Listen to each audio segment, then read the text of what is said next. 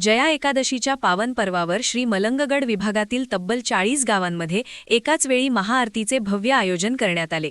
आगामी श्री मलंग यात्रेच्या पार्श्वभूमीवर आयोजित या उपक्रमामुळे संपूर्ण परिसर भक्तिमय वातावरणाने भारावून गेला। हिंदू मंचचे अध्यक्ष दिनेश देशमुख यांनी या महाआरती तसेच माघ पौर्णिमेच्या पालखी सोहळ्याच्या प्रचारासाठी आवाहन केले होते। सायंकाळी ठीक 7 वाजता सर्व गावांतील मंदिरांमध्ये नियोजित वेळेत आरती संपन्न झाली। ग्रामस्थांनी कुटुंबासह मोठ्या संख्येने उपस्थित राहून या उपक्रमात सहभाग नोंदवला। युवक, महिला आणि ज्येष्ठ नागरिकांचा उत्स्फूर्त प्रतिसाद लाभल्याने प्रत्येक ठिकाणी शिस्तबद्ध आणि भक्तिपूर्ण वातावरण अनुभवायला मिळाले। महाआरतीनंतर ग्रामस्थांशी संवाद साधत 2 फेब्रुवारी रोजी होणाऱ्या माघ पौर्णिमेच्या पालखी सोहळ्यात मोठ्या संख्येने सहभागी होण्याचे आवाहन करण्यात आले। पालखी सोहळ्याचे धार्मिक महत्त्व, शतकानुशतके चालत आलेली परंपरा आणि हिंदू संस्कृतीची ताकद याबाबत मार्गदर्शन करण्यात आले।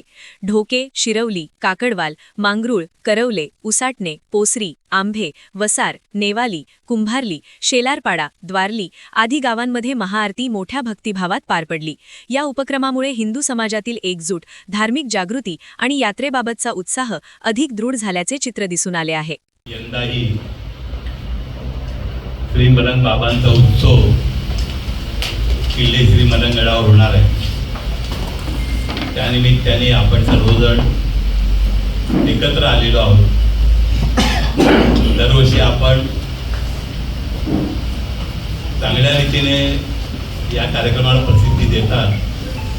त्यामुळे श्री मलंग हा जो विषय आहे हा कानाकोपऱ्यामध्ये जातो आणि अनेक भाविक ज्यांना जी काही इतिहास माहीत नाहीये त्यांना तो इतिहास माहिती होतो।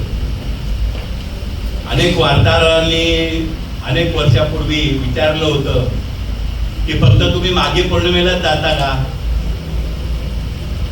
त्यावेळेला आम्ही उत्तर दिलं होतं की गुढीपाडव्यापासून तर होळीपर्यंत जे काही सणवार आहेत ते सगळे सणवार मलंगगडावरील जे भाविक आहेत ते भाविक तिथे साजरे करत असतात।